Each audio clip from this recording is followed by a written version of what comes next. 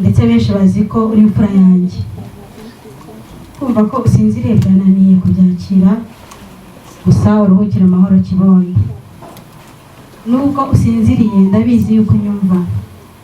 Divine ndacyagukunda, umwana wanjye ndetse n'abandi bana muvuka, nzahora iteka nkwibuka. Sinzigera na rimwe nkwibagirwa, ngaho uruhukira amahoro. Ndibuka wiga primaire babatuma umubyeyi, njyewe nawe twashoboraga kutabaho muri proje y'Imana, ariko isi ikabaho. Ubwo Imana rero yahisemo ko njye nawe tubaho, kumenya yuko iriho, ikaduha n'ubwenge butekereza, gishinga kandi gihumeka, zayiramya.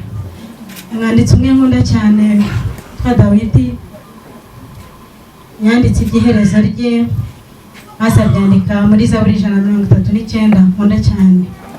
Umurongo wa 16 uravuga ngo nkiri urusoro mu maso yawe warandebaga, mu gitabo cyawe handitswemo iminsi yanjye yose yategetswe itaravaho n'umwe. Mu gitabo cy'Imana handitsemo iminsi yanjye nawe hataravaho n'umwe. Nta mbaraga nta bubasha zifite icyo zakongeraho cyangwa ngo zigabanyeho, byose bigendwa n'Uwiteka. Rero njye nawe tugihumeka, njye nawe tugihumeka, tugitekereza, mureke guhitamo kuyoboka Uwiteka. Ngiye kubasomera ubutumwa mpereye ku Gatante Francine uri muri France, ubutumwa yohereje asezera kuri Divine.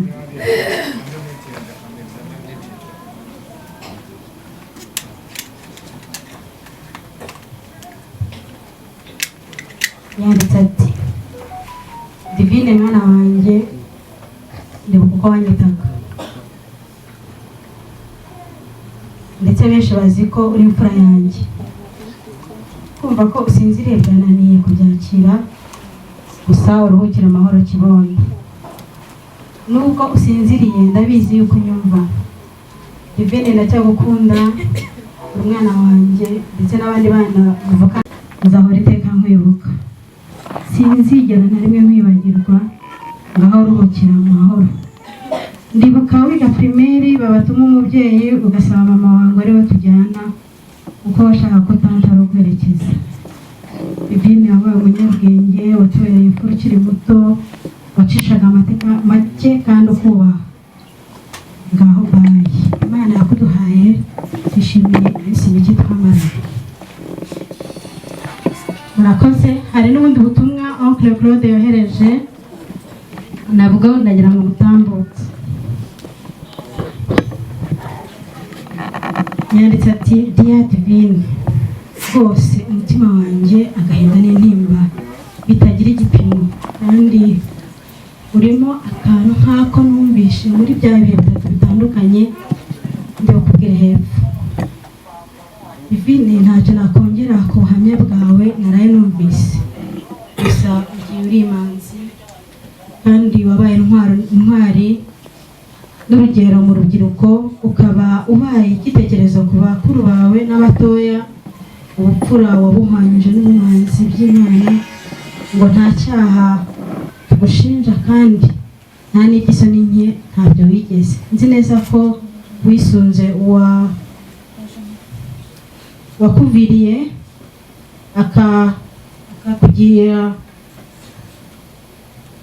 akakuvura nta muvuzi, akakuvaho utaravuga, akakuvugurura ikivuka. Diane, yes, asinziriye warasenze amasengesho, none usinziriye ugifite amasezerano. Ntabwo usibye uri guseka, ntabwo usebye uri guseka, nta nubwo washenye warasenze, kandi ntabwo dushize turagushima. Nzakwibuka kuri twa tugambo twiza wajyaga umbwira, urakoze oncle, uhahe uronke oncle. Imana ikurebe icyoroshye oncle, sibyo tonto? Ndashaka shokora tonto. Thank you so much oncle. Asante sana daddy. Blessing day oncle. Good luck. Ya Divine, ntabwo bavuze ko nta mukuru w'ikuzimu, ariko ukaba utubanjirije uzantangiriza ntacyo. anahirize grand-père Barora François, oncle Munyangaje Laurent na oncle Minani Alphonse. Kandi abo bagutumyeho kuko tutakiri 21, kuko tutakiri kuri 28, nagize akantu nk'ako nagize igihe bagendaga simbashe kubaherekeza. Gusa isezerano ryo ko tuzongera kubonana twambaye umubiri udapfa. Ngaho Imana ikorera icyoroshye. Oncle Claude. Arakoze cyane. Nyuma y'ubuhamya twongera kubabwira ngo nimukomere kandi nimwihangane. Ntabwo biba byoroshye. Uyu Divine uriho avugwa hari ijambo n'umushumba yaritubwiye ufitanye isano n'amasezerano.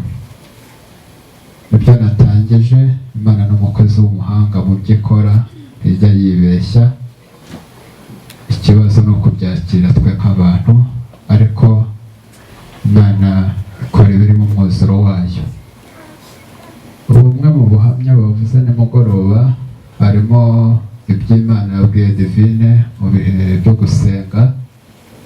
Abantu bavuga bati ese ibyo birasohoye, ariko kuri uyu munsi uko muri hano ni ikimenyetso gikomeye cyerekana gusohora kwabyo.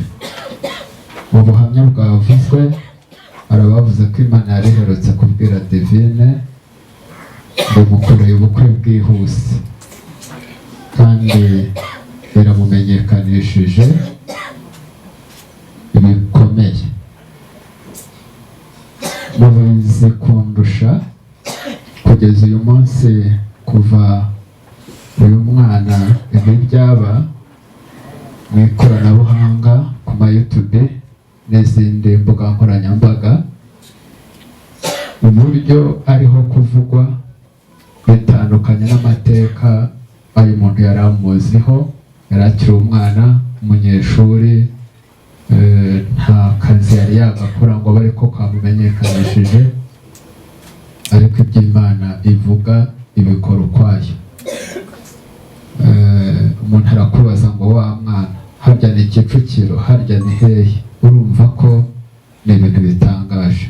Twongere tubwire umubyeyi Mama Divine ndetse n'abana muri kumwe ngo nimukomere. Iyi mbaga y'abantu mureba hano batari bakeya yaje gutabara mwe musigaye, yaje kubafata umugongo.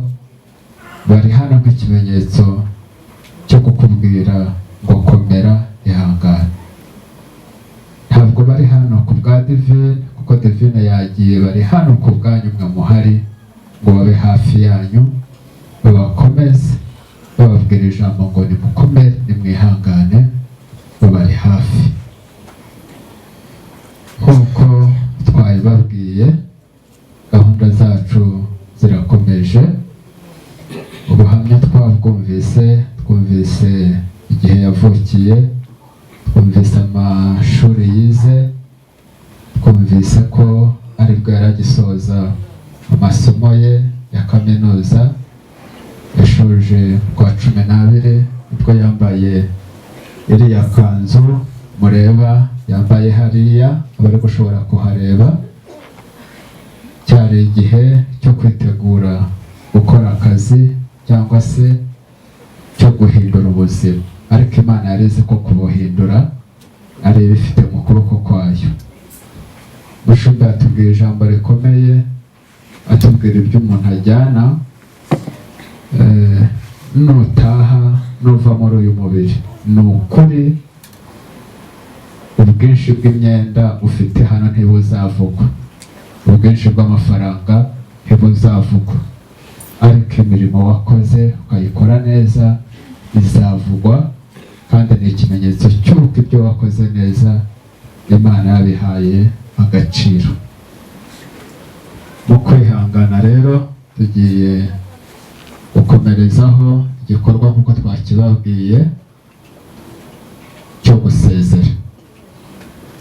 Abantu bari hano ni benshi, ariko turabikora mu buryo bwiza ku buryo nta kiri buhungabane. Nari mbabwiye birakorwa neza.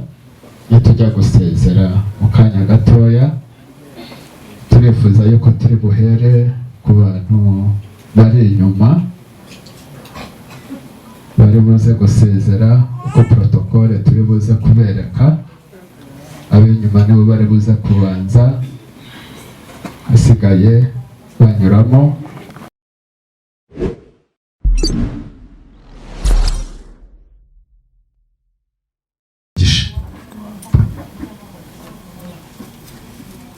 Aturebe nanone Zaburi 111.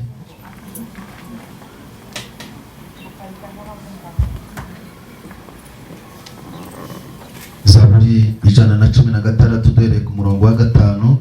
Twumva icyo Imana iri kuvugana natwe kuri iyi tariki ya none.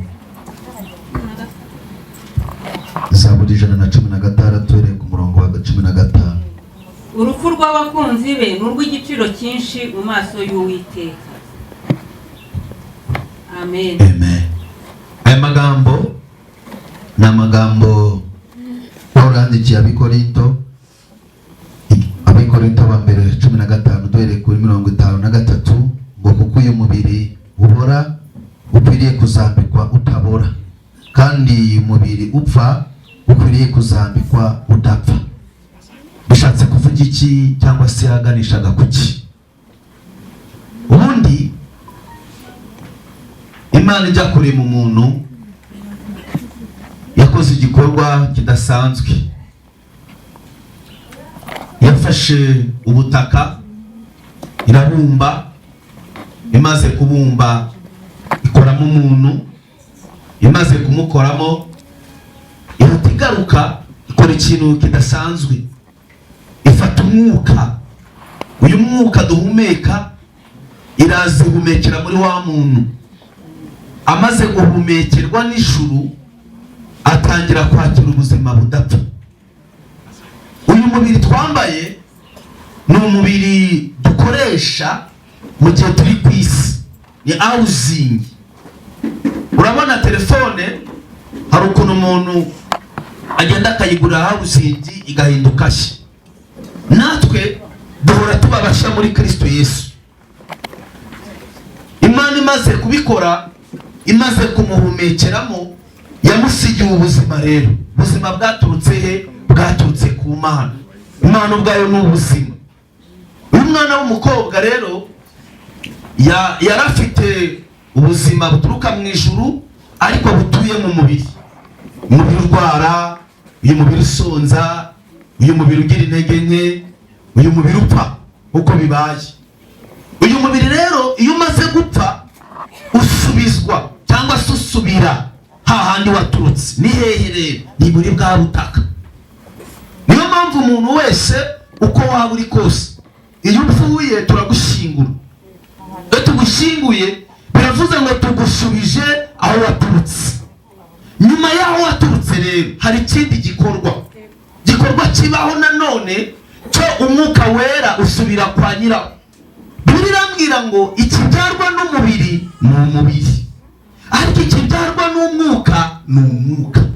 Tubyarwa n'umwuka ryari rero?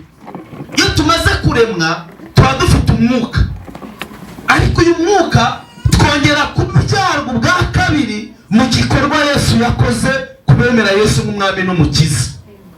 Hariya niho bivuga ngo dupfuye bwa kabiri, dupfuye ku byaha, twakira umwuka wera, kubatizwa. Igikorwa cyo kubatizwa rero divine yaragikoze, yabatijwe mu mazi menshi. Mazi menshi twebwe kubemera Kristo twemera ko ari inzira ducamo kugira ngo duhamirize Kristo ko yapfuye akazuka. Kandi kubatizwa murabizi ko ari ukwinikwa. Buriya iyo batakwinitse ntabwo ubatijwe. Uyu rero yarinitswe arabatizwa kugira ngo yishushanye cyangwa se bimuhuze na Kristo. Kuko Yesu igihe yagiye kwa Yohana w'umubatiza, Yohana yaramubwiye ngo singiye no gupfundura inkweto z'imishumi yawe, ariko Yesu aramubwira ngo ubikore kugira ngo bibabere ikimenyetso. Iyo rero tumaze kubyarwa bwa kabiri ntabwo ari twe tuba turiho, ahubwo aba ari Yesu uriho muri twebwe. Ni ukuvuga ngo divine yagendaga ariko Yesu ari muri we. Ni ukuvuga ngo hari umubiri yambitswe wo kudapfa, niwo mubiri ugiye kuvugaho rero. Naho umubiri wo gupfa wo upfa ako kanya.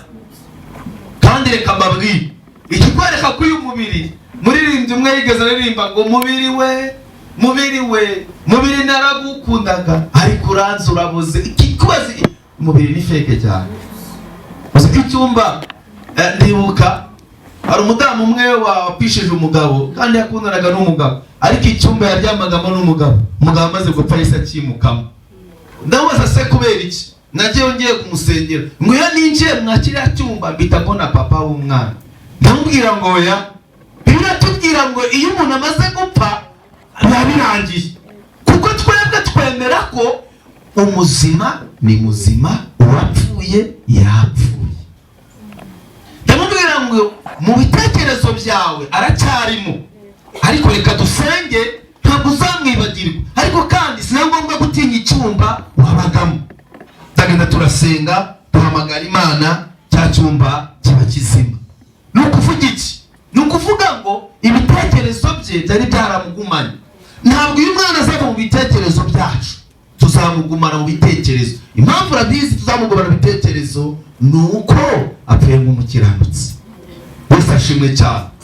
Abiwacu twavukiye hariya kwa padiri batwigishije ko hariho purgatori, doko iyo umuntu apfuye harahajya gutegereza kuzacirwaho urubanza n'ibindi. Ariko twebwe abanyamwuka twemera ko iyo umuntu apfuye asubira aho yaturutse.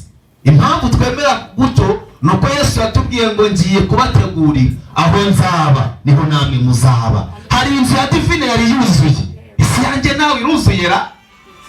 Ubu waragiye kuko nabibabwiye ejo, hari imirimo yakoze mu itorero. Niyo mpamvu ndi hano. Birasaba ko nanjye nawe tubanza gusubiza amaso inyuma tukareba ngo inzu yacu iruzuye. Twese hano dufite imishinga.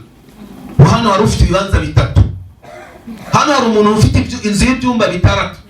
Cya mbere kibamo inyenzi, ikindi kibamo imbwa, ikindi kibamo amapusi. Nta n'ipfubyi nini afite mu nzu ye, ariko akavuga ngo azajya mu ijuru.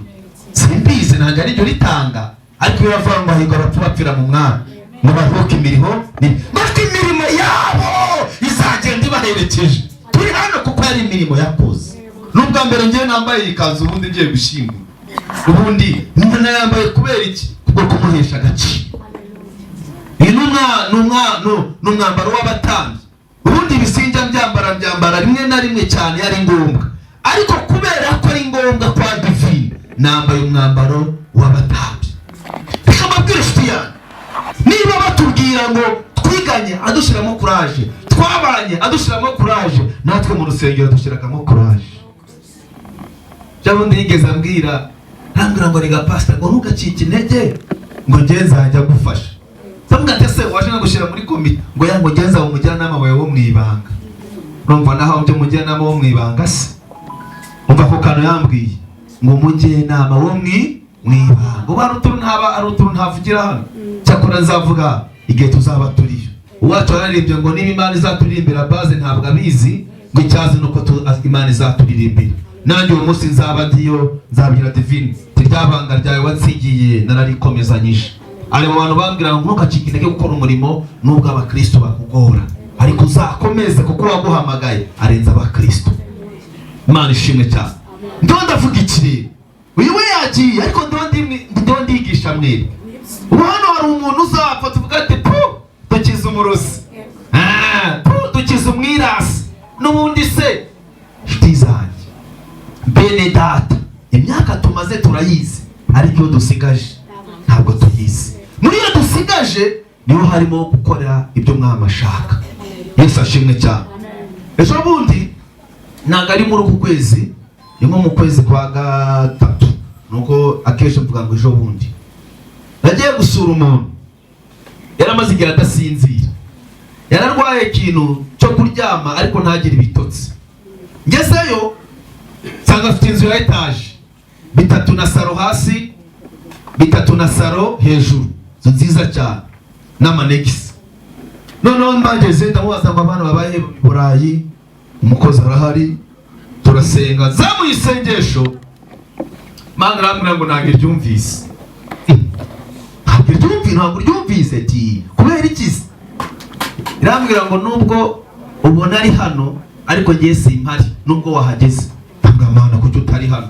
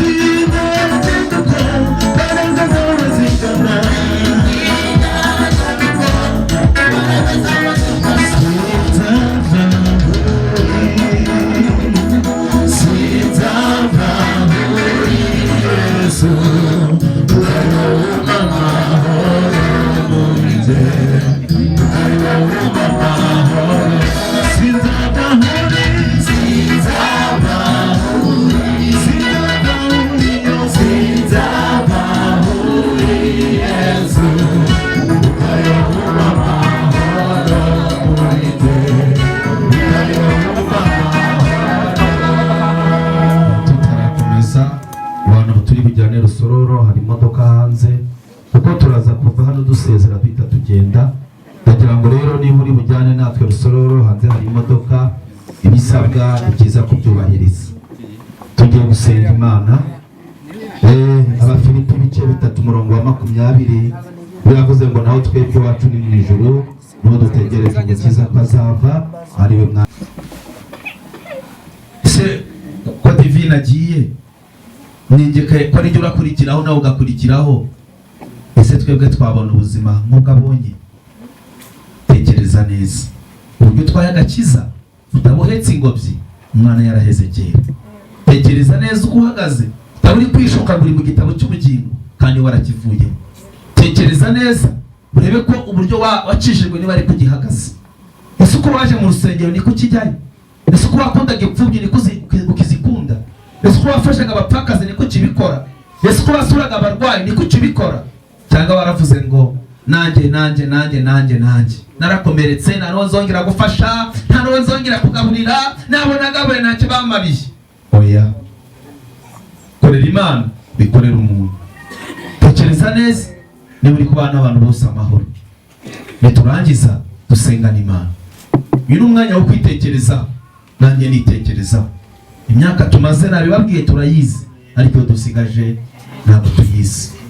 Ariko iyi dusigaje reka tuyibanemo n'umwami wacu Yesu. Reka dufate wa munota dutekereze, tumwibuka, dusenga.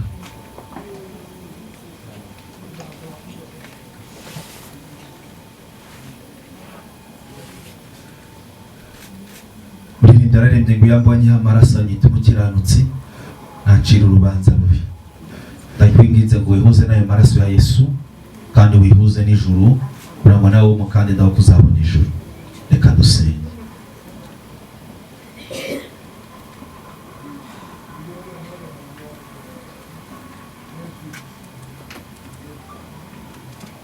Ndabizi kuri gusenga mu mutima kandi umwibuka, ni byiza kubikora.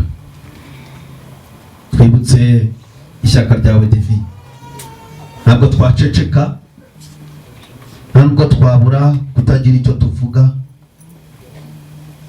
kubw'ishyaka n'umuhati. Twe nk'abashumba turasenze kugira ngo imirimo yawe myiza wakoze igukurikirane. Ishyaka wagira guzamuka kujya ku rusengero, ishyaka wagira kuririmbana n'abandi, ishyaka wagira kubana n'abandi, ishyaka wagiraga mu bumwiganye, ishyaka wagiraga usura abandi, uyu munsi rigukurikirane. Kandi ibintu wakoze ntabwo tuzigera tubyibagirwa, kuko watubibyemo imbuto y'urukundo.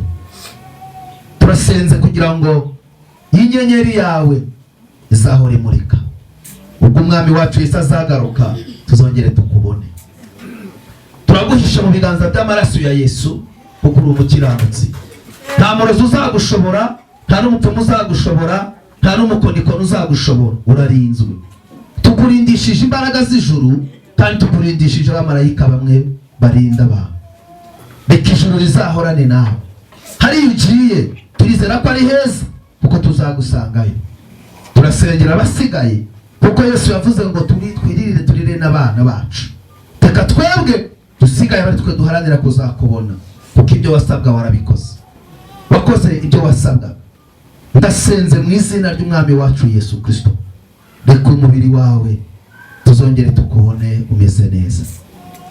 Mwami Imana yacu, wishimwe Divine, waramukunze kumuturusha, none uramutwaye, kandi namenye neza ko utwara uwo wakunze. Niyo mpamvu ngushimiye ku byabaye. Ibyo wowe ugambiriye nibyo biba, gusa icyo ngusabye uhumurize imitima yacu. Tange humure, kuko ijambo ryawe tugira neza ngo muhumurize abantu banjye, mubabwire ibyo rurutse imitima, mubabwire ko imibabaro yabishize, mubabwire ko umunyabibi tuzongera kunyura iwabo atsembweho pe. Nyemerera rero ugire ibintu utsembaho ku buzima bwacu, utumara agahinda n'umubabaro.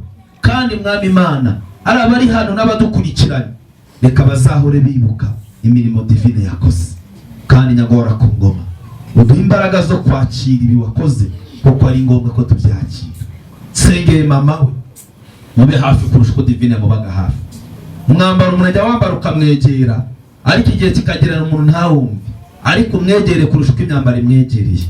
Abavandimwe ba Divine, inshuti ze, itorero, abakunzi be, abo biganye, abo basenganye, abo baturanye, abo bagendanye, abo bavomye hamwe, abo basangiye, uwo ari we wese umuzi, umwegere.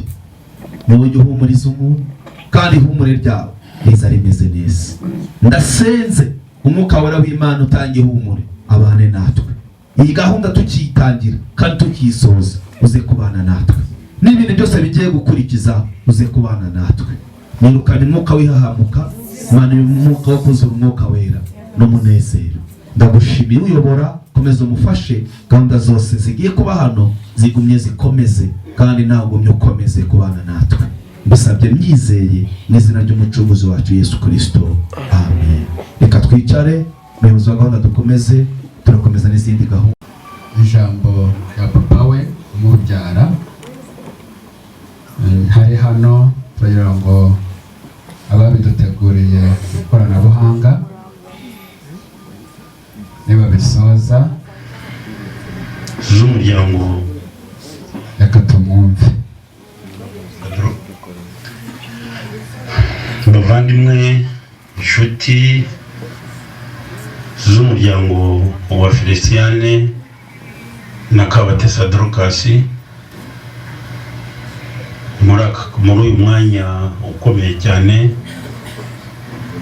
mbanje kubashimira ko mwashoboye kugira ngo mudutabare kuri uyu mwana wanjye ari we Ishimwe Divine wahuye n'impanuka yo mu muhanda agahura n'ikamyo maze ikamugonga mu buryo butunguranye. Ndabashimira cyane rero ko mwashoboye kugira ngo muze kwifatanya natwe kuri uyu munsi wo kumuherekeza kuva nyuma kugira ngo tumukorere ubukwe. Mu by'ukuri rero nkaba ndi se wamubyaye, ni njyewe se wamubyaye, mubyarana na Kabatesa Dorokasi, nanjye nitwa Feliciane. Akaba narabyaye abana 9 nawe arimo, ariko akaba ari umwana wa bucura. Murabizi neza yuko umwana wa bucura n'umwana wa mbere w'imfura ni abana baba bafite icyo berekana mu muryango, ni abana bagira urukundo kuri ba nyina na ba se. By'umwihariko rero kandi namwe murabizi mu muco nyarwanda ko abana b'abakobwa ku ruhare rwa ba se aba ari ikibazo kiba gikomeye cyane. Divine arambabaje cyane, namukundaga cyane, n'uburyo yampamagaraga n'uburyo namusuhuzaga tugakina kuri telefoni, nubwo ndi kure cyane bwose, ariko twahoraga turimo gukina kuri telefoni.